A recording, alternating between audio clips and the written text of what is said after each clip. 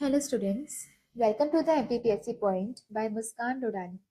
This is our new channel जिसमें हम आपको MPPSC के रिगार्डिंग कंप्लीट प्रिपरेशन करवाने वाले हैं। MPPSC प्रीलिम्स, मेंस दोनों के लेक्चर्स आपको इसी चैनल पे प्रोवाइड करवाए जाएंगे। तो इस सीरीज में हमने स्टार्ट किया था एंशियंट हिस्ट्री को कवर करना और हमारा सोर्स है तमिलनाडु एनसीईआरटी। तमिलनाडु एनसीईआरटी का फर्स्ट एंड सेकेंड चैप्टर हम कंप्लीट कर चुके हैं। आज हम कवर करने वाले हैं इसके थर्ड चैप्टर को, जिसका नाम है वैदिक कल्चर। तो चलिए स्टार्ट करते हैं। पिछले लेक्चर में हमने देखा था कि किस तरह से हड़प्पन कल्चर स्टार्ट हुआ था, कैसे वो अपने पीक पर पहुंचा और कैसे वो धीरे धीरे करके डिक्लाइन हो गया। तो अब हम देखेंगे कि लगभग 1500 बीसी तक के टाइम पीरियड तक हड़प्पन कल्चर पूरी तरह से डिक्लाइन हो चुका था। तो जो भी हड़प्पन सिटीज थी, हड़प्पा हो गया, मोहनजोदाड़ो हो गया या फिर चनुदाड़ो हो गया, कोट डिजी हो गई, लोथल, राखी गढ़ी, ये सारी जो सिटीज थी, साइट्स थी हमारी हड़प्पन कल्चर की, वो भी 1500 बीसी तक आती आती पूरी तरह से डिक्लाइन हो चुकी थी। हड़प्पा का इकोनॉमिक सिस्टम, उसका एडमिनिस्ट्रेटिव सिस्टम, सब कुछ अभी तक खत्म हो चुका था। और इस पीरियड के दौरान हमारे कुछ इंडो आर्यन लैंग्वेज बोलने वाले कुछ लोग, जिससे इंडो आर्यन लैंग्वेज मतलब संस्कृत, है ना। तो वो जब आर्यन हमारे इंडिया में आए थे तो उन्हें हम कहते हैं इंडो आर्यन पीपल, क्योंकि जो आर्यन रेस के पीपल है वो सिर्फ इंडिया में नहीं आए थे, वो एक जगह से ओरिजिनेट हुए थे और उसके बाद फिर वो पूरे वर्ल्ड में अलग अलग इलाकों में गए थे। तो आर्यंस का वो ग्रुप जो हमारे इंडिया में आया था वो एक लैंग्वेज बोलता था जो संस्कृत थी। तो वो लोग हमारे यहाँ पर नॉर्थ वेस्ट इंडिया में आकर सेटल होना शुरू हो गए और वो आए थे हमारे यहाँ पर ईरान वाले रीजन से, और उसके बाद फिर इंडिया में आए और इंडिया में नॉर्थ वेस्ट वाले इलाके में वो सेटल होना शुरू हो गए। तो इनिशियली वो जो हमने देखा था कि फर्स्ट चैप्टर में कि हमारे नॉर्थ वेस्ट में माउंटेन्स थे, हिंदू कुश, किरथार, ये रेंजेस थी कुछ, उसके बीच में कुछ पासेस थे, खेबर, बोलन, तो इन सारे पासेस से वो हमारे यहाँ पर आए और उसके बाद फिर वो नॉर्थ वेस्ट रीजन में सेटल होना शुरू हो गए। तो इनिशियली वो कुछ नंबर्स में आए थे, कुछ लोग इंडो आर्यंस पीपल यहाँ पर आए थे और वो नॉर्थ वेस्ट में सेटल होना शुरू हो गए। धीरे धीरे करके वो थोड़ा ईस्ट में आए और उसके बाद फिर वो पंजाब के प्लेन्स तक आकर सेटल हुए। और उसके बाद क्योंकि उनके पास आयरन के इक्विपमेंट्स थे तो वो उन्होंने जंगल को काटना शुरू किया और उसके बाद धीरे धीरे करके उन्होंने पूरे इंडो गैंगेटिक प्लेन्स को ऑक्यूपाई कर लिया। और क्योंकि वो एक कैटल कीपिंग लोग थे, मतलब वो एक नोमैडिक ट्राइब थी। नोमैडिक मतलब जो एक जगह पर सेटल नहीं होती थी, वो कभी यहाँ, फिर यहाँ से कहीं और, फिर वहां से कहीं दूसरी जगह पर जाकर वो घूमती रहती थी और उनके पास कैटल्स हुआ करते थे ना, कुछ एनिमल्स वो अपने साथ रखते थे, तो उनको चरवाने के लिए वो जगह जगह घूमा करते थे। तो वो कैटल कीपिंग पीपल थे, कैटल अपने पास रखते थे और वो पास्चर लैंड ढूंढते रहते थे ताकि वो अपने कैटल्स को चरा सकें। इसके बाद 6 सेंचुरी बीसी तक उन्होंने लगभग पूरा जो नॉर्थ इंडिया था, इंडो गैंगेटिक प्लेन्स थी, वो पूरा नॉर्थ इंडिया उन्होंने ऑक्यूपाई कर लिया था। और इस पूरे नॉर्थ इंडिया जो रीजन उन्होंने ऑक्यूपाई किया था, तो उस जमीन को कहा जाने लगा आर्यवर्त। तो क्योंकि आर्य पीपल ने उनको, आर्यंस ने उनको ऑक्यूपाई किया, इसलिए हम उस रीजन को जानते हैं आर्यवर्त के नाम से। इसके बाद लगभग इनका जो पूरा पीरियड था, ये पूरा जो वैदिक पीरियड था, वो 1500 से लेकर 600 बीसी तक रहा है, जिसको हमने दो पार्ट्स में डिवाइड किया है। सबसे पहले 1500 से 1000 बीसी, जिसे हम ऋग वैदिक पीरियड बोलते हैं, और फिर 1000 से लेकर 600 बीसी, जिसे हम लेटर वैदिक पीरियड बोलते हैं। चलिए, तो ये है सबसे पहले यहाँ पर हमारे कुछ पासेस हैं, यहाँ से एंटर होकर आर्यंस आए। जैसे ही आर्यंस यहाँ पर आए तो सबसे पहले इस इलाकों में, फिर पंजाब के प्लेन्स में, फिर धीरे धीरे कर करके ये पूरे गैंगेटिक प्लेन्स में उन्होंने कब्जा जमाया। देखते ही देखते ये पूरा नॉर्थ इंडिया उनके कब्जे में आ गया। तो जैसे ही इस पूरा नॉर्थ इंडिया उनके कब्जे में आया, इस रीजन को फिर बोला जाने लगा आर्यवर्त। ओके, चलिए फिर हम आते हैं कि ओरिजिनल होम कौन सा है आर्यंस का, मतलब ये और आर्यंस आए कहाँ से थे। तो इस ये बहुत ही डिबेटेबल क्वेश्चन है, अभी तक इसका कोई सटीक आंसर हमें नहीं मिल पाया है कि आर्यंस बेसिकली ओरिजिनेट कहाँ से हुए थे। तो इस क्वेश्चन का अलग अलग स्कॉलर्स अलग अलग आंसर देते हैं। कुछ स्कॉलर्स का ऐसा मानना है कि जो आर्कटिक रीजन है वो, वहाँ वो जो है वो आर्यंस का ओरिजिनल होम है। आर्कटिक रीजन आपने देखा होगा कि जैसे ही हमारा पूरा वर्ल्ड मैप अगर आप देख लें, तो इसका जो ये नॉर्थ वाला रीजन होता है ये है आर्कटिक सर्कल, है ना। तो अगर आप ग्लोब देखेंगे तो वो ग्लोब मान लो अगर आपको ये है, तो ये वाला रीजन आपका है आर्कटिक रीजन। तो किसी का ये मानना है कि आर्कटिक रीजन से निकल के फिर इंडिया आए थे, कुछ लोग ऐसा मानते हैं कि जर्मनी से आए थे, कुछ लोग मानते हैं कि सेंट्रल एशिया और कुछ लोग मानते हैं कि सदर्न रशिया। तो उन्हीं में ही हमारे एक स्कॉलर हैं बाल गंगाधर तिलक। बाल गंगाधर तिलक का ये कहना है कि जो आर्यंस हैं वो आर्कटिक रीजन से आए थे, और ये जो उन्होंने कमेंट दिया ये उनकी एस्ट्रोलॉजिकल एस्ट्रोनॉमिकल कैलकुलेशंस के अकॉर्डिंग था ना। तो उन्होंने पूरा सब कुछ एस्ट्रोनॉमी को रीड पढ़ा समझा और उसके बाद उन्होंने कहा कि जो आर्यंस है वो कहाँ से आए होंगे, आपके आर्कटिक रीजन से आए होंगे। इसके बाद फिर ये तो बाल गंगाधर तिलक जी का पॉइंट ऑफ व्यू था, लेकिन हालांकि ज़्यादा जो सबसे सटीक थ्योरी लगती है या ज़्यादा बिलीवेबल थ्योरी लगती है वो ये लगती है कि आर्यन सदर्न रशिया से आए होंगे। और जो हमारा पॉपुलर व्यू भी है, मतलब ज़्यादातर जो स्कॉलर्स एग्री भी करते हैं वो भी इसी व्यू से करते हैं, इसी पॉइंट ऑफ व्यू से करते हैं कि वो सदर्न रशिया से ही आए होंगे। इसके बाद सदर्न रशिया से निकलने के बाद आर्यंस अलग अलग पार्ट में गए, एशिया में आए, यूरोप में आए। लगभग 1500 बीसी के आसपास वो इंडिया में एंटर किए और इंडिया में आने के बाद उन्हें हम इंडो आर्यंस कहते हैं। तो हमने पहले भी देखा था कि इंडो आर्यंस उन आर्यंस के लोगों को कहा जाता है, उस कैटेगरी को कहा जाता है जो इंडिया में आई थी, क्योंकि ये सिर्फ इंडिया में नहीं आए थे, अलग अलग रीजन में गए थे। तो वो आर्यन का ग्रुप जो इंडिया में आया था उसे हम इंडो आर्यन पीपल बोलते हैं। और वो जो लैंग्वेज बोलते हैं उसे हम इंडो आर्यन लैंग्वेज बोलते हैं, और वो लैंग्वेज संस्कृत है। ओके, तो ये आप देखेंगे कि ये लगभग यहाँ पे सदर्न रशिया से, ये रशिया है, सदर्न रशिया से निकले और फिर वो अलग अलग एरियाज में गए। एरिया में जाने के बाद ये हमारा इंडिया है, एक मिनट, ये हमारा इंडिया है। यहाँ पर वो एंटर किए नॉर्थ वाले एरिया से, नॉर्थ वाले रीजन से, और उसके बाद वो ग्रुप जो हमारे इंडिया आया उसको हम कहने लगे इंडो आर्यन पीपल। और ये लगभग आए थे हमारे 1500 बीसी के आसपास, जब हड़प्पन कल्चर पूरी तरह से डिक्लाइन हो चुका था। इसके बाद हम देखेंगे कि वैदिक लिटरेचर के बारे में। तो वैदिक लिटरेचर में सबसे मेन जो लिटरेचर है वो हमारा वेद है। तो वेद जो वर्ड है वो संस्कृत के वर्ड रूट वर्ड विद से आया है, और विद का मतलब होता है टू नो, है ना। तो विद जो वेद टर्म है वो आपकी विद टर्म से आया है, और विद टर्म का मतलब होता है टू नो। और अगर हम सिर्फ वेद की अगर लिटरल मीनिंग देखें तो वेद का मतलब होता है सुपीरियर नॉलेज। तो वेदास का मतलब ही क्या होता है, एक सुपीरियर नॉलेज, एक सबसे बड़ा नॉलेज, मतलब जिसे हम कहते हैं कि जिसमें सारे ब्रह्मांड का जो सत्य है वो समाया हुआ है, वो है आपका वेद। इसके बाद है जो ये वैदिक लिटरेचर है, इसमें आपके 4 वेदास आते हैं, ऋग्वेद, सामवेद, यजुर्वेद और अथर्ववेद। ये 4 वेदास इसमें हैं, जिसमें से ऋग्वेद जो है वो सबसे पुराना वेद है। तो चारों वेदों में से जो सबसे पुराना है वो ऋग्वेद है, और इसमें आपके 1028 हिम्स, जिसे हम क्या वो कहते हैं ना श्लोक, तो वैसे 1028 यहाँ पे इसमें श्लोक लिखे गए हैं। और ये हिम्स जो है वो गाए जाते हैं अलग अलग गॉड की ग्लोरी में। तो यहाँ पर इंद्र देव है, यहाँ पर अग्नि देव है, इन देव के प्रेस में, उनकी तारीफों में ये हिम्स गाए जाते हैं। इसके बाद अगर हम यजुर्वेद की बात करें तो यजुर्वेद में यज्ञ से संबंधित या सेक्रीफाइसेस कैसे करते हैं, कौन कौन से रूल्स होते हैं, तो यज्ञ से संबंधित जो भी जानकारियां हैं वो आपके यजुर्वेद में मिलती हैं।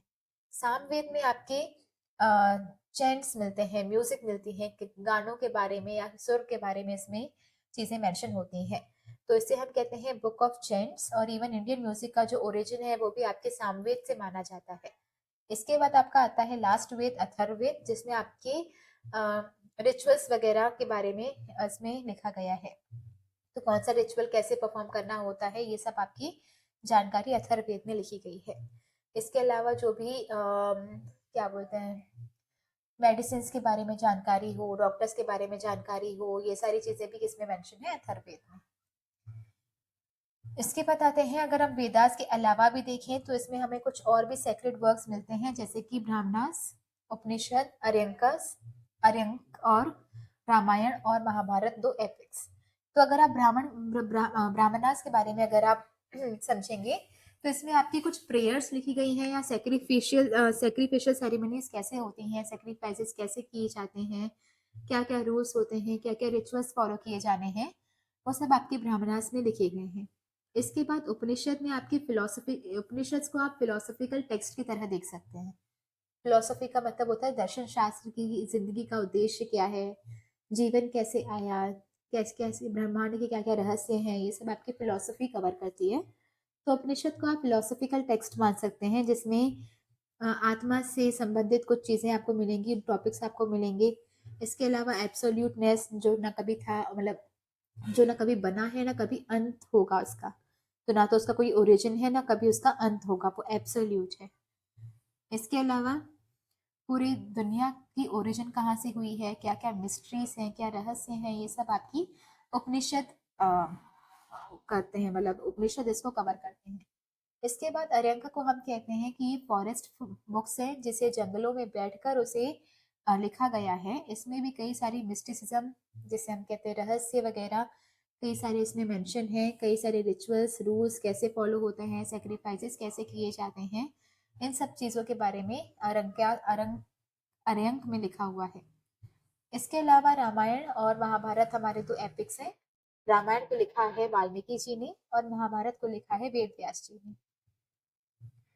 तो ये आपको मिलेंगे पूरे वेदास, उसके अंदर फिर ब्राह्मणास, उससे छोटा पाठ है अरण्यक अरण्यक, और उसके छोटा पाठ है फिर उपनिषद। चलिए, तो यहाँ पे हम देखेंगे कि वेदास में ऋग्वेद, यजुर्वेद, सामवेद, अथर्ववेद ये सारे हैं। अब हर एक वेद का अपना एक कर्म कांड भी होता है और ज्ञान कांड भी होता है। तो चाहे ऋग्वेद हो, यजुर्वेद हो, सामवेद हो या अथर्ववेद हो, हर एक वेद का अपना कर्म कांड है और सबका ही अपना ज्ञान कांड भी है। कर्म कांड में बेसिकली आपके संहिता आते हैं और आपके ब्राह्मणास आते हैं। संहिता मतलब आपने जो देखे कि इसमें श्लोक होते हैं, हिम्स होते हैं या गाने होते हैं, मंत्र होते हैं, ये सारे आपके संहिता में आते हैं। और ब्राह्मणास मतलब वही हमने देखा कि कैसे सेक्रीफाइस करते हैं, क्या उसके रूल्स वगैरह होते हैं, ये सब आपके ब्राह्मणास कवर करते हैं। ज्ञान कांड में मेनली आपके उपनिषद आते हैं। उपनिषद का लिटरली मीनिंग होता है सामने बैठकर, उपनिषद तो सामने बैठकर सुनना। तो इसमें आपके वेदांत आते हैं या फिर जीवात्मा, फिलोसफिकल सारी चीजें इसमें कवर होती है, वो हमने देखी। आरंक्यास बेसिकली आपके कर्म कांड का भी पार्ट है और आपके ज्ञान कांड का भी पार्ट है। इसके बाद अगर आप देखेंगे ऋग्वेदिक या अर्ली वैदिक पीरियड, तो ऋग्वेदिक या अर्ली वैदिक पीरियड हमने देखा था, पूरे वैदिक पीरियड को हमने दो पार्ट में डिवाइड किया। 1500 से 1000 तक हम ऋग्वेदिक पीरियड मानते हैं। तो इस ऋग्वेदिक पीरियड में जो आर्यन पीपल थे वो जनरली आपकी इंडस रीजन तक ही उन्होंने अपना ऑक्यूपेशन किया था। तो उन्होंने सिर्फ वही रीजन ऑक्यूपाई किया था जो आपके इंडस रीजन के आसपास आता है, और उस रीजन को हम सप्त सिंधु के नाम से जानते थे। सप्त सिंधु मतलब लैंड ऑफ सेवन रिवर्स, ऐसा एक जमीन जो 7 नदियां जिसमें बहती हैं। और वो 7 नदियां में आपका एक तो इंडस आता है, इंडस की 5 ट्रिब्यूटरीज आती हैं और सरस्वती आती है। तो इंडस रिवर, उसकी 5 ट्रिब्यूटरी मतलब झेलम, चेनाब, ब्यास, रावी, सतलज ये आएंगी, और इसके अलावा फिर सरस्वती आएगी। तो कुल मिला के आपके 7 रिवर्स हैं, इंडस, उसकी 5 ट्रिब्यूटरीज और सरस्वती। इसके अलावा या इसका जो ऋग्वैदिक पीपल का या ऋग्वैदिक के टाइम पर जो लोग थे उनके जो पॉलिटिकल, सोशल, कल्चरल लाइफ थी, उनके बारे में हमें जानकारी मिलती है ऋग्वेद की हिम्स से। तो ऋग्वेद में जो मंत्र पढ़े गए हैं या ऋग्वेद में जो क्या बोलते हैं उसे, हिम्स बोले गए हैं, क्या बोलते हैं, भजन आप उसे कह सकते हैं। तो उन भजनों में से आपको जानकारी मिलती है उस टाइम के पॉलिटिकल, सोशल और कल्चरल लाइफ के बारे में। तो चलिए नेक्स्ट फिर हम देखते हैं इनके पॉलिटिकल ऑर्गेनाइजेशन के बारे में। तो जो पॉलिटिकल ऑर्गेनाइजेशन की सबसे बेसिक यूनिट थी उसे हम कहते हैं कुल या फिर फैमिली। अगर आप इसका स्ट्रक्चर बनाकर देखें तो ये आपको मान लीजिए ये उनका पूरा पॉलिटिकल ऑर्गेनाइजेशन है। तो इनका सबसे जो बेसिक जो यूनिट रहेगा वो आपकी रहेगी कुल या फिर फैमिली। तो कुल या फिर फैमिली के जो हेड को हम कहते हैं कुलप्पा, है ना। तो ये आपकी हो जाएगी कुल या फिर फैमिली, और इसके हेड को हम कहते हैं कुलपति या फिर कुलप्पा। अब ऐसे कई सारे छोटी छोटी फैमिली साथ में मिलेंगी और फिर वो बनाएंगी विलेज या फिर ग्राम। अब विलेज के हेड को हम कहेंगे या ग्राम के हेड को हम कहते थे ग्रामणी। ऐसे कई सारे छोटे छोटे गांव आपस में मिलेंगे और फिर बनाएंगे विश, और इनके हेड को हम कहते हैं विस्पति। ओके, और ऐसे कई सारे विश छोटे छोटे मिलकर फिर बनाएंगे वो जन, जन या फिर उसे हम इंग्लिश में कहते हैं ट्राइब। ओके, और ऐसे कई सारे ट्राइबल किंगडम्स हमारे यहाँ पर थे उस टाइम पे, जैसे भारत ट्राइब या फिर कुरु पुरु ट्राइब, या फिर आपको मिल जाएंगी पांचाल। तो ऐसे कई सारी ट्राइब्स वहाँ पर रहती थी, और उनके फिर हेड को हम कहते थे राजन। तो सबसे स्मॉलेस्ट यूनिट आपकी कुल, बहुत सारे कुल आपस में मिल जाएंगे तो फिर विलेज, कई सारे विलेज आपस में मिलेंगे तो विश, और कई सारे विलेजेस विश आपस में मिलेंगे तो जन, और कई सारे जन आपस में मिलेंगे तो फिर नहीं, जो जन का जो हेड होता है वो कौन है, राजन। तो ये आपकी हो जाएगी सबसे स्मॉलेस्ट यूनिट कुल या फैमिली, और वो छोटी छोटी फैमिली अपने किनशिप या फिर रिश्तेदारी के बेसिस पर जब मिलेंगी तो फिर बनाएंगी वो ग्राम, जिसका हेड है ग्रामनी। ऐसे कई सारे ग्राम आपस में मिलेंगे फिर बनाएंगे विश, और फिर उसका जो हेड बनेगा वो विश्वपति। उसके बाद इसी का ही जो सबसे हाईएस्ट यूनिट होता है वो जन या फिर ट्राइब। और ऐसे कई सारे ट्राइबल किंगडम हैं, भरतास, मत्स्य, यदु, पुरु, ऐसे कई सारे ट्राइबल किंगडम्स हमारे यहाँ पर थे पहले, और इनके हेड को हम कहते हैं किंग या फिर राजन। तो हमारे जो ऋग वैदिक की पॉलिटी थी वो नॉर्मली आपकी मोनार्कियल थी। मोनार्कियल मतलब किसी एक इंसान का शासन चलता था, है ना। तो हमें कहते हैं जैसे आज डेमोक्रेसी है, सारे लोगों का शासन है, rule by the people for the people, तो ये क्या है, डेमोक्रेसी है। लेकिन मोनार्की में एक इंसान का रूल है, जो उन्होंने कह दिया वही अंतिम डिसीजन है। और ये जो एक राजा आज है, उसके बाद जो नया राजा बनेगा वो उन्हीं का ही पुत्र होगा। इसका मतलब जो सक्सेशन है वो भी कैसा है, हेरिडिटरी है। तो सबको राजा बनने की अपॉर्चुनिटी नहीं मिलती है। आज जो राजा है उनके बाद फिर उनका बेटा ही राजा बनेगा। अब ये जो किंग है या जो राजन है, ये अकेले राज नहीं किया करता था, इनको राज करने के लिए कुछ लोगों की जरूरत पड़ती थी। तो बेसिकली दो इंपॉर्टेंट लोग इनके साथ हमेशा रहते थे। एक पुरोहित, जो सारे रिचुअल्स वगैरह कैसे करने हैं, कौन कौन से सिस्टम फॉलो, कैसा सिस्टम फॉलो करना है, कैसे रिचुअल्स फॉलो करने हैं, इन सब को लेकर वो गाइड किया करता था। और दूसरा सेनानी, कमांडर इन चीफ। तो जब कहीं पर लड़ाइयाँ करनी होती थी या कोई वॉर लड़ने होते थे तो किस तरह से आपकी रणनीति क्या होगी, क्या आपकी स्ट्रेटजीज होंगी, उन सबको फ्रेम करने में आपके सेनानी हेल्प करते थे। तो एक आपके रहते थे पुरोहित, और दूसरे सेनानी या फिर कमांडर इन चीफ। इसके अलावा दो एक और बॉडीज हुआ करती थी जो राजा की हेल्प करती थी डिसीजन मेकिंग में, वो थी सभा और समिति। तो दोनों में फर्क ये है कि जो सभा है वो काउंसिल ऑफ एल्डर्स मानी जाती थी, मतलब यहाँ पर जो लोग रहते थे वो बहुत पॉपुलर पीपल हुआ करते थे और बड़े लोग हुआ करते थे। और जो समिति है वो थोड़ा सा औहदे में छोटी थी, यहाँ पर कॉमन पीपल की असेंबली या फिर कॉमन पीपल का ग्रुप असेंबली हुआ करता था या फिर समिति हुआ करती थी। ओके, तो ये हमने देखा आपके सबसे स्मॉलेस्ट यूनिट कुल है। ऐसे कई सारे कुल और उसका हेड जो है वो कुलप्पा या फिर कुलपति होता है। ऐसे कई सारे कुल जब आपस में मिल जाएंगे, फैमिलीज जब आपस में मिल जाएंगी तो फिर बनेगा ग्राम, है ना, विलेज। और फिर वो विलेज का हेड होता है ग्रामनी, और ग्रामनी मतलब ऐसे कई सारे विलेजेस जब आपस में मिल जाएंगे तो बनेगा विश, और विश का जो हेड होता है वो होता है विस्पति। इसके बाद जो ऐसे कई सारे विशपति आपस में मिल जाएंगे तो बनाते हैं ट्राइब या फिर जन। और वैसे ही हमारे कई सारे ट्राइबल किंगडम्स हमारे यहाँ पे बनी है, भारत, यादु, पुरु, कुरु। तो इसके बाद फिर उनके जो हेड होते हैं वो होते हैं राजन। राजन अकेले रूल नहीं कर सकती, उनको हेड रूल करने के लिए दो लोगों की सहायता की जरूरत होती है या हेल्प की जरूरत होती है। एक आपके हो जाएंगे सेनानी, दूसरे आपके हो जाएंगे पुरोहित। इसके अलावा दो असेंबलीज भी है, दो काउंसिल्स भी है। एक है आपकी सभा, दूसरी है समिति। तो सभा हाउस ऑफ एल्डर्स माना जाता है और समिति हाउस ऑफ कॉमन माना जाता है। तो नेक्स्ट हम देखते हैं ऋग वैदिक पीरियड के सोशल लाइफ के बारे में। तो ऋग वैदिक के टाइम पर जो सोसाइटी थी वो पेट्रियार्कल हुआ करती थी।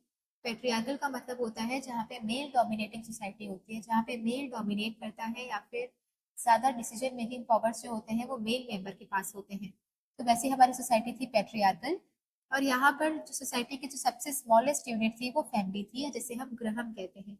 तो पूरी सोसाइटी की सबसे स्मॉलेस्ट यूनिट उसकी फैमिली हुआ करती थी, और उस फैमिली की हेड को हम गृहपति कहते थे। तो हम फैमिली को ग्रह कहते हैं और उस फैमिली के हेड को गृहपति। मोनोगैमी जनरली प्रैक्टिस हुआ करती थी। मोनोगैमी का मतलब है कि एक ही शादी करेंगे, तो हस्बैंड की एक ही वाइफ होगी, मतलब यहाँ पर कोई हस्बैंड है, कोई मेल मेंबर है तो उसकी एक ही वाइफ हो सकती है, उसे हम मोनोगैमी कहते थे। हालांकि कुछ कुछ अगर रॉयल फैमिली को अगर आप देखें, कुछ नॉबल फैमिलीज को देखें तो वहाँ पे पॉलीगैमी भी होती थी, मतलब उनकी एक से ज्यादा वाइफ्स भी हुआ करती थी अगर वो राजा महाराजाओं की फैमिली से बिलोंग करते हैं तो। इसके अलावा जो वेमेन की कंडीशन यहाँ पे बहुत अच्छी थी। वेमेन जनरली घर का काम काज देखती थी, घर का ध्यान रखती थी, घर में सबका ध्यान रखती थी, और साथ ही में कुछ वो मेजर सेरेमनीज वगैरह में भी पार्टिसिपेट किया करती थी। तो वेमेन को हालांकि बहुत इक्वल अपॉर्चुनिटीज दी गई थी कि वो पढ़ना चाहे तो वो पढ़ भी सकती हैं। अगर वो स्पिरिचुअल में मतलब स्पिरिचुअल अपनी वेलबींग का भी ध्यान रख सकती हैं, ग्रो कर सकती हैं, या फिर वो सभा समिति में भी पार्टिसिपेट कर सकती हैं। तो चाहे पॉलिटिकल हो, इकोनॉमिक हो, या फिर सोशल हो, या फिर रिलीजियस हो, उनको हर तरह से अपॉर्चुनिटीज दी गई थी। तो उनके पास इक्वल अपॉर्चुनिटी थी अपने स्पिरिचुअल डेवलपमेंट या फिर अपने इंटेलेक्चुअल डेवलपमेंट के लिए भी। तो मतलब वो अगर वो पढ़ना लिखना चाहे तो वो पढ़ भी सकती हैं, और अगर वो रिलीजन में पार्टिसिपेट करना चाहे तो वो भी कर सकती हैं। उसके अलावा कुछ विमेन पोएट जैसे कि अपाला, विश्वरा घोष, लोपामुद्रा, ये सारे कुछ फीमेल पोएट्स भी उस टाइम पर हुआ करती थी ऋग्वेद के टाइम पर। तो अपाला, लोपामुद्रा, घोष या फिर विश्वरा, ये सब ऋग्वेद के टाइम की पोएट्स हैं। इसके अलावा विमेन को इवन आज़ादी थी कि वो आपकी पॉपुलर असेंबलीज, मतलब ये सभा समिति भी वो अटेंड कर सकती थी। अब ये बहुत याद रखने वाली चीज़ है कि ऋग्वेद के टाइम पर ना तो कोई चाइल्ड मैरिज हो रही थी, ना तो सती प्रैक्टिस की जा रही थी। मतलब ये जो इतनी बड़ी क्या बोलते हैं, कल्चर का पार्ट बन गए थे आपका चाइल्ड मैरिज या फिर सती, जो कि बहुत टाइम तक इन प्रैक्टिस ने डोमिनेट किया है हमारी सोसाइटी को, जिसके लिए हमारे इंडिया जाना चाहता था या बदनाम था। उस वो जो कल्चर था वो ऋग्वेद के टाइम पर तो एटलीस्ट नहीं था। ये लेटर वैदिक पीरियड के टाइम पर इंट्रोड्यूस हुआ और उसके बाद ये बहुत ज्यादा आगे बढ़ता गया। लेकिन ये ऋग्वेद के टाइम पर ना तो चाइल्ड मैरिज थी, ना तो सती थी।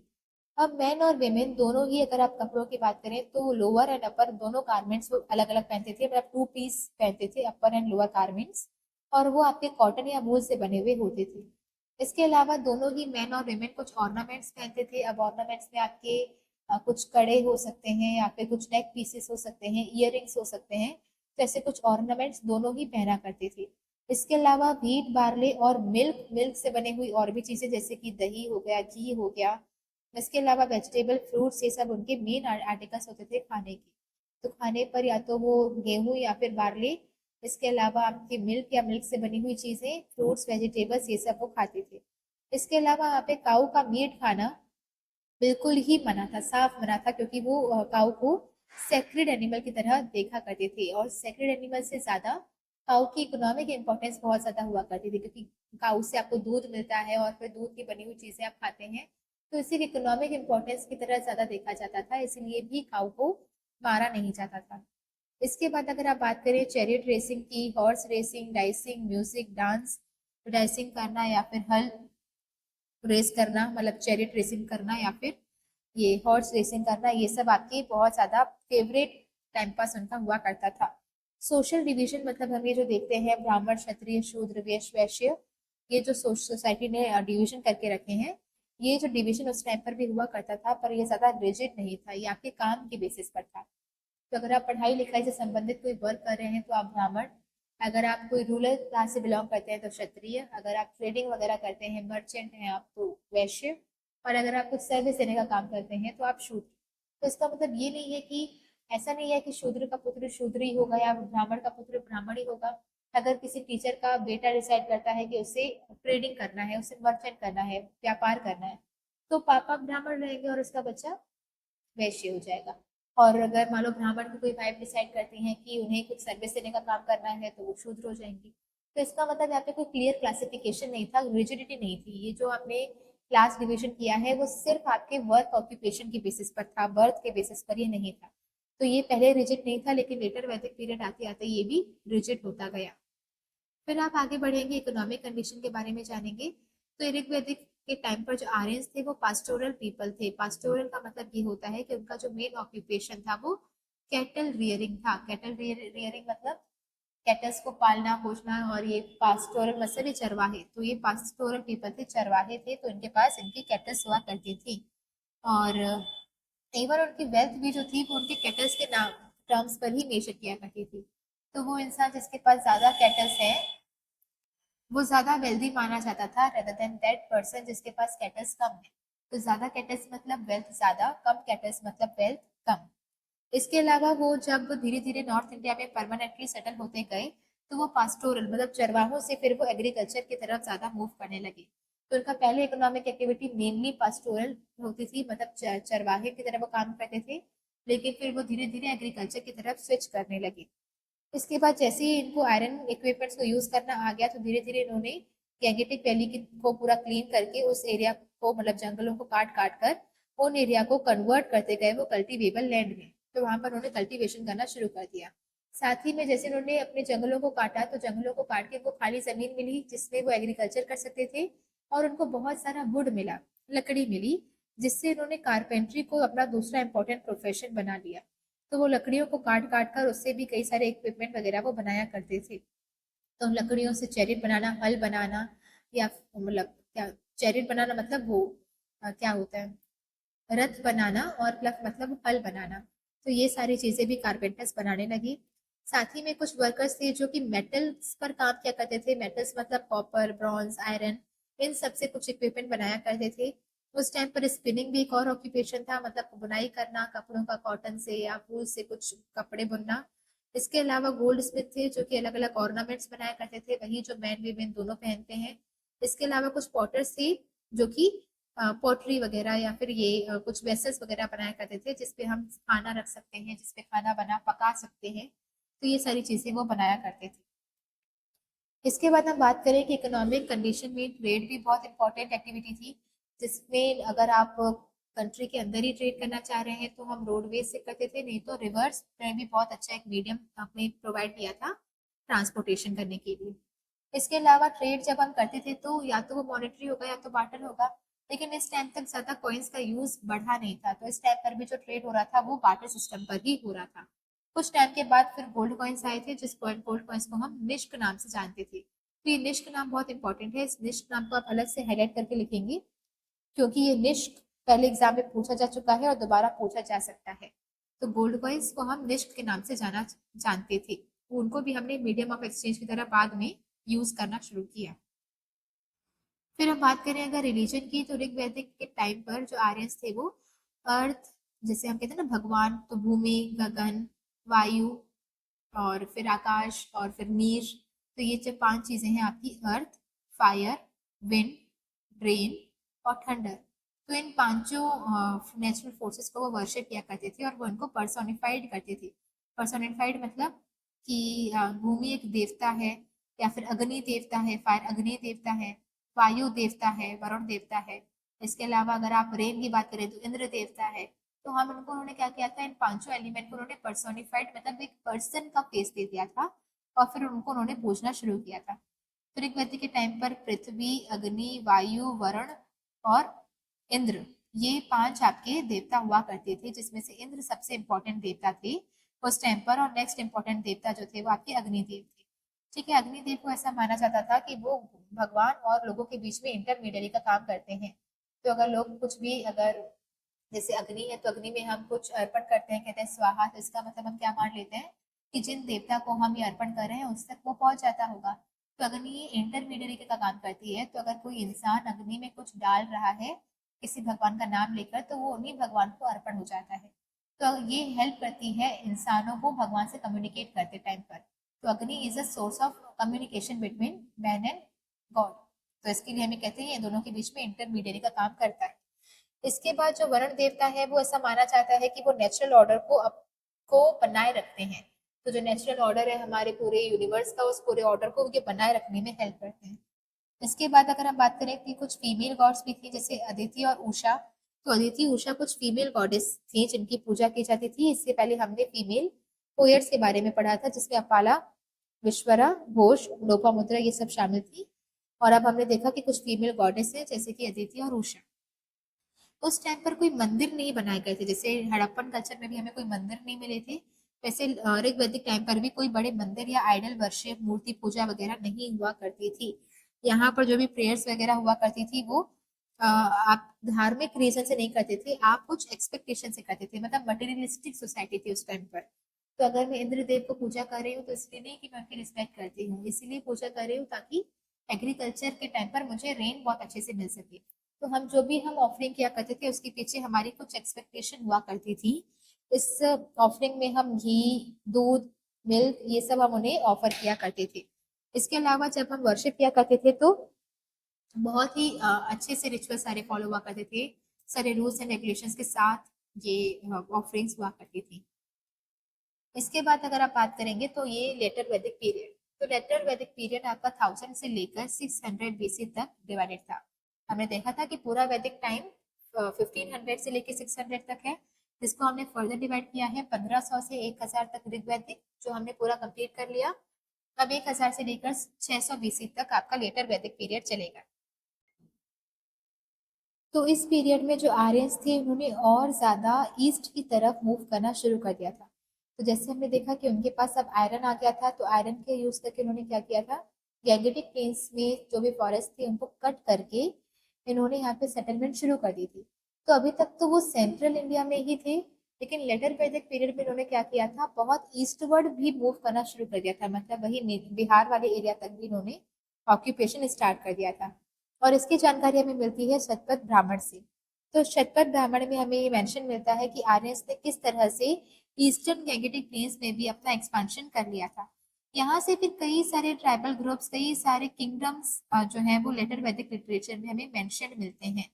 लेटर वैदिक लिटरेचर मतलब वही यजुर्वेद, सामवेद, अथर्ववेद। तो ऋग्वैदिक पीरियड, ऋग्वेद को छोड़कर जो बाकी 3 वेद हैं, अथर्ववेद, सामवेद और यजुर्वेद, उसमें हमें कई सारे बड़े बड़े ट्राइबल ग्रुप्स या फिर किंगडम्स की जानकारी मिलती है। इस टाइम पर सबसे इम्पोर्टेंट जो डेवलपमेंट था वो ये कि यहाँ पर लार्ज किंगडम्स बनना शुरू हो गई थी। तो पहले तो जो किंगडम थी वो बहुत छोटे छोटे से होते थे, राज्य होते थे। अब बहुत बड़े बड़े राज्य बनना शुरू हो गए थे। अब यहाँ पर भी उसी का एग्जाम्पल है कुरु और पांचाल किंगडम, जो बहुत बड़े एरिया में स्प्रेड थे। इस तो कुछ स्टार्टिंग में तो कुरु पांचाल जैसे किंगडम्स फ्लरिश हुए, जिसमें पारक्षित और जन्मजय रूलर्स थे जो कुरु किंगडम के थे, वो बहुत फेमस हुए। तो कुरु और पांचाल स्टार्टिंग के कुछ बड़े बड़े किंगडम्स थी, जिसमें कुरु के 2 राजा बहुत फेमस हुए, 2 रूलर्स बहुत फेमस हुए, एक पारक्षित और दूसरा जन्मजय। इसके बाद अगर आप पांचाल किंगडम की बात करें तो पांचाल किंगडम में प्रवाहन जयवाली बहुत फेमस हुए थे। तो पांचाल के एक बहुत ही पॉपुलर किंग थे प्रवाहन जयवली। इसके बाद ये जो प्रवाहन जयवली थे वो लर्निंग के बहुत ज्यादा शौकीन थे, वो बहुत कुछ पढ़ना चाहते थे, वो सीखते रहते थे। इसके बाद जैसे ही गुरु पांचाल दोनों ही साम्राज्य या किंगडम्स खत्म हुए, तो उसके बाद कुछ और भी किंगडम्स डेवलप होना शुरू हो गए, जैसे कौशल, काशी, विदेहा, ये सब लोग फिर इम्पोर्टेंस में आ गए। अब इनके भी अलग अलग इम्पोर्टेंट रूलर्स थे, जैसे कि काशी का बहुत इंपॉर्टेंट रूलर था अजाशत्रु। वैसे ही विदेहा के बहुत इंपॉर्टेंट रूलर थे जनक, जिनकी बेटी है माता सीता। अब ये जो जनक थे इन्होंने अपनी कैपिटल बनाई थी मिथिला। और उनके कोर्ट में आपको एक स्कॉलर मिलेंगे यज्ञवल्क्य। यज्ञवल्क्य, तो यज्ञवल्क्य इनके कोर्ट में हुआ करते थे। इसके अलावा मगध, अंग, वंग, ये सब आपके कुछ ईस्टर्न किंगडम्स में आया करते थे, जो इंडिया के ईस्टर्न मोस्ट इलाके में रूल कर रहे थे। इसके अलावा लेटर वैदिक टेक्स्ट में आपको ये मिलता है, ये जानने के लिए मिलता है कि उस टाइम पर जो इंडिया है उसका 3 तरह से डिवीजन हो चुका था। ये जो ऊपर वाला इलाका है, ये वाला इलाका, ये आर्यव्रत के नाम से जाना जाता था। इसके बाद ये वाला मध्य देश और नीचे दक्षिण पथ। तो पूरे इंडिया का 3 फोल्ड डिवीजन हो गया था। ऊपर वाले नॉर्थ वाले एरिया को हम आर्यव्रत के नाम से जानते थे, मिडल वाले को मध्य देश और सदर्न वाले को दक्षिण पथ। इसके बाद आप इनके अगर पॉलिटिकल ऑर्गेनाइजेशन को देखेंगे, तो पहले हमने ये देखा था कि जब ऋग वैदिक पीरियड चल रहा था तो पॉलिटिकल ऑर्गेनाइजेशन कैसी थी। तो सबसे नीचे हमने देखा था कि कुल होता है, फिर कुल का हेड होता है कुलपति, फिर वो बहुत सारे कुल मिलकर ग्राम बनाते हैं या विलेज बनाते हैं, जिसके हेड को हम कहते हैं ग्रामणी। फिर ऐसे कई सारे ग्राम मिलकर आपस में विश बनाते हैं, जिसके हेड को हम कहते हैं विशपति। और ऐसे कई सारे विश मिलकर फिर जन बनाते हैं, जिसके हेड को हम कहते हैं राजन। अब यहाँ पर ऐसे कई सारे जन भी मिलकर जनपद बनाते हैं। तो ऋग्वैदिक पीरियड में तो जन ही था, लेकिन अब यहाँ पर कई सारे जन मिलकर जनपद भी बनाते हैं, तो उसकी हाईएस्ट यूनिट जो होती है वो जनपद मानी जाती है। तो यहाँ पे कई सारे जो जन या फिर ट्राइब्स थी वो मिलकर यहाँ पर अमेलगमेट होकर यहाँ पे जनपद का फॉर्मेशन करती हैं, या फिर राष्ट्र जिसे हम कहते हैं। इसके बाद यहाँ पर, क्योंकि पहले एक छोटा इलाका सिर्फ आपके अंदर था, जन आपके अंदर था, तो आपकी पावर्स इतनी ज्यादा नहीं रही होगी। पर अब बहुत बड़ा इलाका आपके यहाँ पर आ गया है, आपकी जो किंगडम का साइज है वो बहुत ज्यादा बढ़ गया है। तो इसकी वजह से आपकी जो रॉयल पावर होती है या राजा का जो रुतबा होता है वो भी बहुत ज्यादा इस टाइम पर बढ़ गया था। इसके बाद जो राजा थे वो कई सारे रिचुअल, कई सारे सेक्रीफाइसेस को परफॉर्म करते थे, ताकि वो अपनी पोजीशन को और स्ट्रॉन्ग कर सके। जिसमें उनकी आता है एक राजसूय यज्ञ। राजसूय यज्ञ में क्या होता है, आप जिसे हम कहते हैं कॉन्सिक्रेशन सेरेमनी, जिसमें मान लो अभी मैं राजा हूँ या फिर मान लीजिए अभी कोई राजा है, तो उसके बाद उनके बेटे को उनकी गद्दी पे बैठाया जाएगा।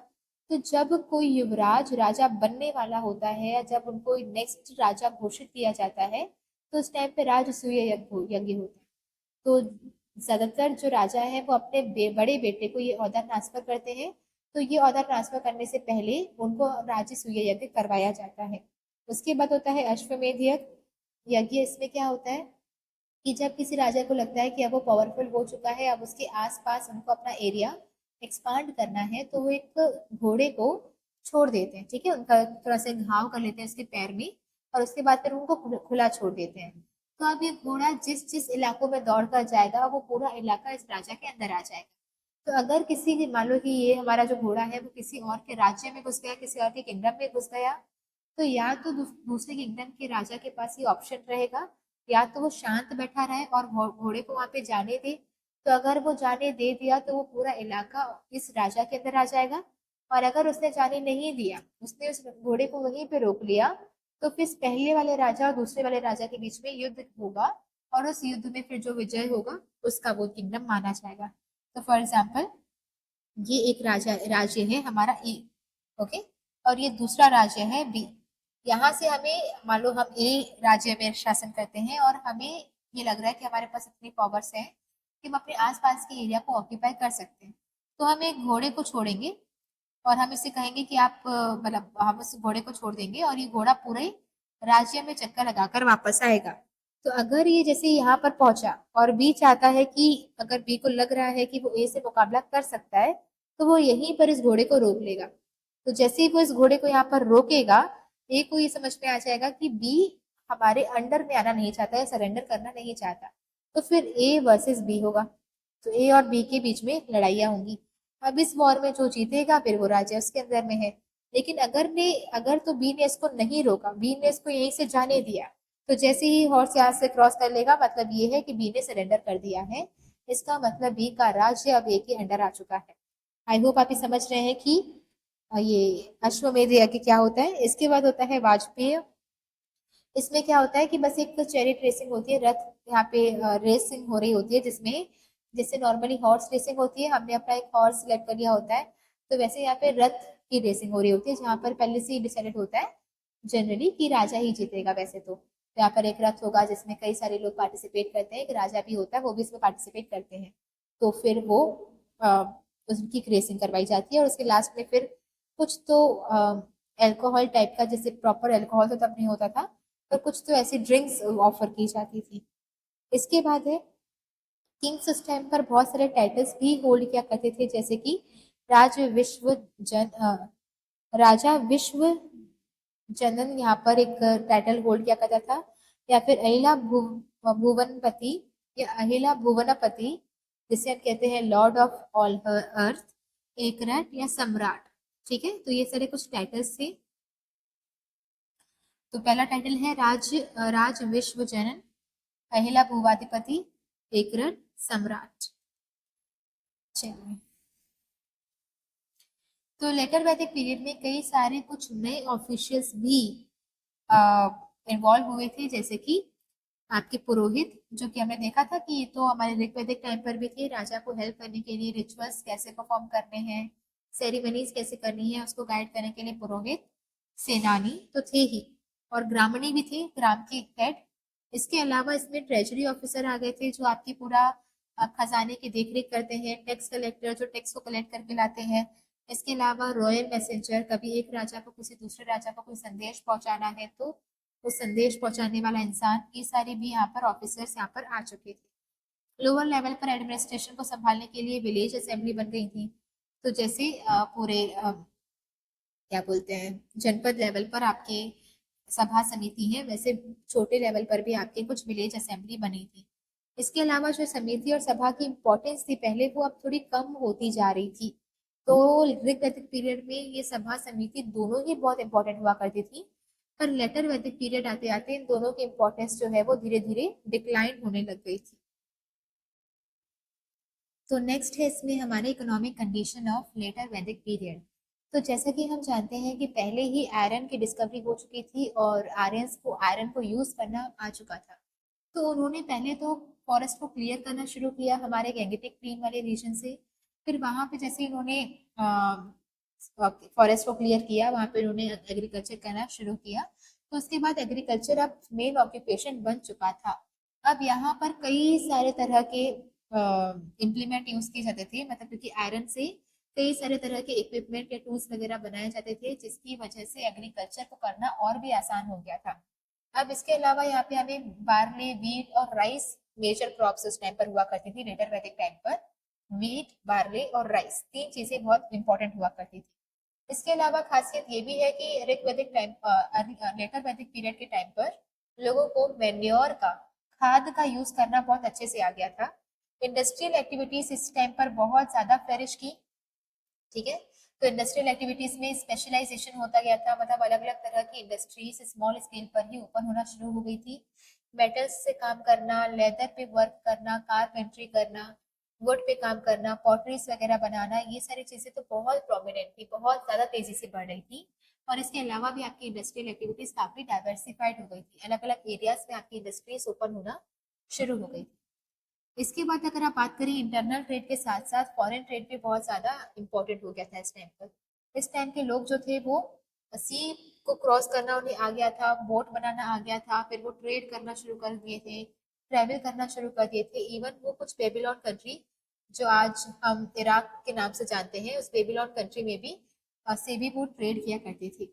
इसके अलावा एक क्लास आई थी हेरिडिटरी मर्चेंट की। हेरिडिटरी मर्चेंट का मतलब क्या होता है कि एक बिजनेसमैन, उसके बाद फिर उनका बेटा बिजनेसमैन, फिर उनके बाद उनका बेटा। तो ये मर्चेंट की भी एक हेरिडिटरी बन गई थी, एक लाइन बन गई थी, जिसे हम वनिया बोलने लगे थे। तो ये वनिया जो थे वो कौन थे? ये हेरिडिटरी मर्चेंट थे, जो अब एग्जिस्ट करने लगे थे, जो अब एक नई चीज थी जो हमें लेटर वैदिक पीरियड में देखने के लिए मिली। इसके अलावा जो वैश्य, जिसे हम कहते हैं ना, जो क्लास डिविजन हुआ हुआ था, ब्राह्मण, क्षत्रिय, वैश्य, शूद्र, तो इसमें से जो वैश्य है वो भी ट्रेड और कॉमर्स किया करते थे। तो उन्होंने अपने आप को एक गिल्ड सिस्टम में ऑर्गेनाइज किया हुआ था। गिल्ड सिस्टम जिनका नाम उन्होंने क्या रखा था? गन। अब गिल्ड सिस्टम क्या होता है? एक तरीके का ग्रुप होता है, जैसे बहुत सारे मर्चेंट्स होते हैं ना, तो वो आपस में एक ग्रुप बना लेते हैं, ताकि कुछ भी अगर मर्चेंट्स के राइट्स के खिलाफ हो रहा है या फिर मर्चेंट्स के राइट्स के लिए हमें आवाज उठानी है, तो वो गिल्ड सिस्टम साथ में मिलकर करता था। इवन प्राइसेस क्या होने चाहिए, कैसे होने चाहिए, टैक्स सिस्टम क्या होना चाहिए, इसके रिगार्डिंग अगर किंग को कुछ सलाह भी देनी होती थी तो यही गिल्ड सिस्टम उन्हें सलाह देता था। तो यही सब जो वैश्य थे उन्होंने आपस में एक ग्रुप बना लिया था, जिसको हम गिल्ड कहते हैं, और उन्हीं ग्रुप का नाम उस टाइम पे गण रखा गया था। तो गण या फिर गणास से हम उनको बोलते थे। तो निष्क हमने पहले भी देखा था, ऋग्वैदिक टाइम पर गोल्ड कॉइन था। अब उसके अलावा भी कुछ गोल्ड और सिल्वर कॉइन्स यूज में आ गए थे, जिनका नाम था सतमान और कृष्णाल। तो कृष्णाल या फिर सतमान क्या थे? तो ये है हमारे गोल्ड कॉइन्स या फिर सिल्वर कॉइन्स, जो लेटर वैदिक पीरियड में यूज में आए थे। और गण क्या है? ये एक गिल्ड सिस्टम है। और वनिया क्या है? ये हेरिडिटरी मर्चेंट्स है। तो आप इसमें से ज्यादा नहीं, पर आप ये नाम तो बहुत अच्छे से याद रखेंगे कि वनिया कौन थे, गण कौन थे, और सतमान या फिर कृष्णलाल क्या है। और निष्ठ तो हमने पहले भी देखा था। इसके बाद आप आएंगे सोशल लाइफ में, तो यहाँ पर सोसाइटी के चार डिवीजन हुए थे। एक था ब्राह्मण, क्षत्रिय, वैश्य, शूद्र, जिसे हम कहते हैं ये वर्ण सिस्टम यहाँ पर एस्टेब्लिश हुआ था। ठीक है, तो यहाँ पर दो, और ये जो पहले भी हमें देखे थे कि पहले भी क्लास डिवीजन था ऋग्वैदिक टाइम पर भी, पर ये उतना रिजिड नहीं था। ये आपके बर्थ के ऑक्यूपेशन पे था, पर लेटर वैदिक पीरियड में ये ज्यादा रिजिड हो गया और ये आपके बर्थ के बेसिस पर होने लगा। अब यहाँ पर दो दो क्लासेस थी, ब्राह्मण और क्षत्रिय। इनको कई सारे ऐसे प्रिविलेजेस मिलते थे जो वैश्य और शूद्र को नहीं मिलते। तो ब्राह्मण का भी, इवन क्षत्रिय से भी हायर पोजीशन था। पर कभी कभी आपने आपको मिल जाएगा कि क्षत्रिय जो थे वो ब्राह्मण से ऊपर दर्जा अपना दिखाते थे। जैसे कि अगर आप मराठास में देखेंगे तो वहां पे क्षत्रिय का दर्जा ब्राह्मण से थोड़ा सा ऊपर शायद दिखाया जाता है। ओके, तो दो क्लासेस थी, ब्राह्मण क्षत्रिय, जिनको ऐसे प्रिविलेजेस मिलते थे जो वैश्य शूद्र को नहीं मिलते थे। और इनके बीच में, ब्राह्मण और क्षत्रिय के बीच में भी कॉन्टेस्ट चलता था। जनरली तो ब्राह्मण का जो रैंक था वो क्षत्रिय से ऊपर था, पर कई कई जगह पर क्षत्रिय उनको चैलेंज करते थे। वो क्लेम करते थे कि उनका जो स्टेटस है वो ब्राह्मण से ज्यादा है। अब इन सारे ब्राह्मण क्षत्रिय वैश्य शूद्र इन सारे जो कास्ट है इनके भी अंदर कुछ सब कास्ट डेवलप होने लग गई थी। अब आप आगे बढ़ेंगे तो आप देखेंगे कि यहाँ पर एक फैमिली में जो पापा का रोल है, फादर का रोल है, वो और भी ज्यादा बढ़ गया था। जैसे हमने देखा था पेट्रियार्कल सोसाइटी तो पहले भी थी, पर यहाँ पर अब पापा का जो रोल था या मेल मेंबर का जो रोल था वो और भी ज्यादा इनहेंस्ड हो गया था। यहाँ पर जो विमेन की कंडीशन थी उसमें कोई भी इम्प्रूवमेंट नहीं था। वो अभी भी पहले की तरह ही मेन के सबॉर्डिनेट या मेन से इंफीरियर मानी जाती थी। विमेन ने अपने सारे जो पॉलिटिकल राइट्स थे, मतलब सभा समिति को अटेंड करना, असेंबलीज को अटेंड करना, वो सारे राइट्स को दिए थे। इवन लेटर वैदिक पीरियड के टाइम से ही चाइल्ड मैरिजेस होना शुरू हो गई थी। हमने पहले भी देखा था कि ऋग वैदिक टाइम पर ना तो कोई चाइल्ड मैरिज थी, ना तो सती प्रथा थी, लेकिन लेटर वैदिक पीरियड में चाइल्ड मैरिज शुरू हो गई थी। इसके अलावा आपको ऐत्रेय ब्राह्मण में ये भी लिखा हुआ मिल जाएगा कि एक जो बेटी होती है वो सारे दुखों का कारण होती है। तो बेटी को दुखों का कारण ये ऐत्रेय ब्राह्मण में बताया गया है। इसके अलावा जो विमेन है वो रॉयल हाउस होल्ड, मतलब क्या बोलते हैं, किसी शाही घराने की अगर विमेन है तो उनको कुछ प्रिविलेजेस फिर भी मिल जाते थे। तो अगर आप शाही घराने से बिलोंग करते हैं या शाही घराने के जो विमेन है उनको फिर भी कुछ ऐसे प्रिविलेजेस मिल जाते थे जो कॉमन विमेन को नहीं मिलते थे। तो विमेन की कंडीशन खराब हो गई, हाउस में फादर की जो कंडीशन है वो ज्यादा इम्प्रूव हुई। इसके अलावा उनको मेल मेंबर से इंफीरियर समझा जाने लगा, उनको असेंबली से अटेंड करने से मना कर दिया गया। ऐतरेय ब्राह्मण में बेटी को सारे दुखों का कारण बताया गया। तो हम नेक्स्ट बात करेंगे उनके रिलीजन के बारे में। तो अगर आप उनके रिलीजन के बारे में देखेंगे तो ऋग्वैदिक टाइम पर कुछ गॉड बहुत फेमस थे, जैसे इंद्रदेव या अग्निदेव। तो उनकी जो इम्पोर्टेंस ऋग्वैदिक टाइम पर थी वो लेटर वैदिक टाइम पर आते आते उनकी सिग्निफिकेंस कम हो गई थी। अब उनकी जगह ले ली थी प्रजापति, विष्णु और रुद्र ने। प्रजापति जिनको द क्रिएटर बोला जाता है, बनाने वाला। विष्णु जिसे प्रोटेक्टर बोला जाता है, जो सब कुछ प्रोटेक्ट करके रखता है। और रुद्र जिसे डिस्ट्रॉयर, तबाह करने वाला। तो Prajapati creator, Vishnu protector and Rudra destroyer, इन तीनों ने जगह ले ली थी इंद्र और अग्नि की। तो ये ज्यादा प्रोमिनेंट हो गए थे लेटर वैदिक टाइम पर। इसके अलावा अभी भी जो पहले सेक्रीफाइसेस हुआ करते थे वो अभी भी उतने इंपॉर्टेंट थे, और उससे जुड़े हुए जो रिचुअल्स थे वो अब और ज्यादा इलेबोरेट हो गए थे। मतलब सेक्रीफाइसेस तो पहले भी हो रहे थे, अभी भी हो रहे हैं, पर उस टाइम पर ज्यादा कुछ स्ट्रिक्टनेस नहीं थी, रिचुअल्स नहीं थे। अब जो रिचुअल्स है वो बहुत ज्यादा ही हो गए हैं, कुछ ज्यादा ही एक्सपांड हो गए हैं वो रिचुअल्स। इसके अलावा प्रेयर्स की जो सिग्निफिकेंस थी वो अब कम होती जा रही है, तो उतने ज्यादा मंत्र नहीं है, भजन नहीं है, प्रेयर्स कम है, लेकिन सेक्रीफाइस बढ़ गए हैं। तो प्रेयर्स कम हो गई है पर सेक्रीफाइस ज्यादा बढ़ गए हैं। इस टाइम पर जो प्रीस्टहुड है या फिर जैसे हम कहते हैं ना पुजारी, तो प्रीस्टहुड एक प्रोफेशन बन गया है और वो भी एक हेरिडिटरी है। तो एक पुजारी, फिर उनके बाद उनके बेटे ही पुजारी बनेंगे, फिर उनके बाद उनके बेटे ही बनेंगे। तो ये जो प्रीस्टहुड एक अब हेरिडिटरी बन गया है और एक तरीके का प्रोफेशन बन गया है। इसके बाद अगर आप देखेंगे कि सेक्रीफाइसेस कैसे करते हैं, उनके क्या फॉर्मूला होते हैं, ये अब ज्यादा इन्वेंट होने लग गए थे और ये बहुत ज्यादा इलेबोरेट कर दिया था प्रीस्टली क्लास। तो जो पुजारी लोग थे इन्होंने इन सारे सेक्रीफाइसेस की विधि को, इनके रिचुअल्स को बहुत ज्यादा एक्सपांड कर दिया था। और इसके साथ साथ यहाँ पर मतलब इसी की वजह से क्या हो गया था कि कुछ लोगों का रिएक्शन आना शुरू हो गया था। तो क्योंकि पहले इतने सेक्रीफाइसेस नहीं होते थे, पहले इतने कर्म, मतलब पहले इतने रूल्स रेगुलेशन नहीं हुआ करते थे, रिचुअल्स इतने ज्यादा कॉम्प्लिकेटेड नहीं हुआ करते थे।